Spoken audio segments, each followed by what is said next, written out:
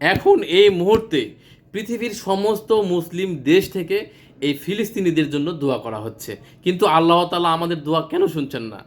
আপনার আমার দোয়া আল্লাহ তাআলা কেন শুনছেন না? কি জন্য জানেন? আপনার আমার ইমানের দুর্বলতার কারণে। আমরা ইসলামের ইতিহাসে পড়েছি, শুনেছি যে ইসলামে অনেক যুদ্ধ সংগঠিত হয়েছে। বদরের যুদ্ধ থেকে শুরু করে বহু যুদ্ধ আল্লাহ তাআলা এই রাসূল সাল্লাল্লাহু আলাইহি সাল্লামের সময়ে করাইছেন, কিন্তু প্রত্যেকটা যুদ্ধেই আল্লাহ তাআলা এই ইসলামের বিজয় দিয়েছেন।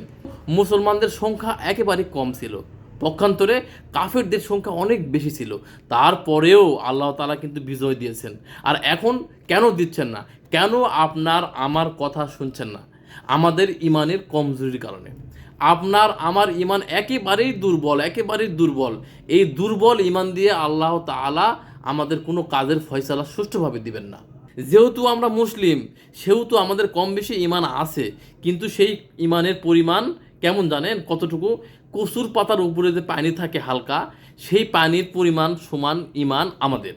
যে পানি দিয়ে আপনি অজু করতে পারবেন না, গোসল করাটা তো দূরের কথা, এমনকি আপনি যে প্রস্রাব করবেন, প্রস্রাব করার পরে যে পবিত্র হবেন, যে পবিত্র হতে যে পানি লাগে, সেই পানিও আপনি ব্যবহার করতে পারবেন না। ওই পরিমাণ কচুর পাতার পানির মতো আমাদের ইমান। তাহলে এই ইমান দিয়ে আপনি কি করতে চাচ্ছেন? এই ইমান দিয়ে আপনি কি ফিলিস্তিনের জন্য দোয়া করবেন আর আল্লাহ তাআলা ফিলিস্তিনের বিজয় দিবেন? এত সহজ না। আগে আপনার আমার ইমান ঠিক করি, তারপরে আল্লাহ তাআলার কাছে চাই, আল্লাহ তাআলা বিজয় দিবেন ইনশাআল্লাহ। কারণ সেই যুগে রাসূল সাল্লাল্লাহু আলাইহি ওয়াসাল্লামের যুগে তাদের ইমান ছিল অবিচল, অটল। তারা সত্য কথা বলতেন, তারা অন্যায় করতেন না। আর আমরা কি করি? আমরা সত্য কথা খুব কম বলি, আর অন্যায়ের তো কোনো শেষ নাই। ভাইয়ের হক মেরে খাচ্ছি, পরের জমি মেরে খাচ্ছি, এবং কত দুর্নীতি, চাঁদাবাজ, এমন কোনো অন্যায় কাজ আমরা করি না, সব অন্যায় করি।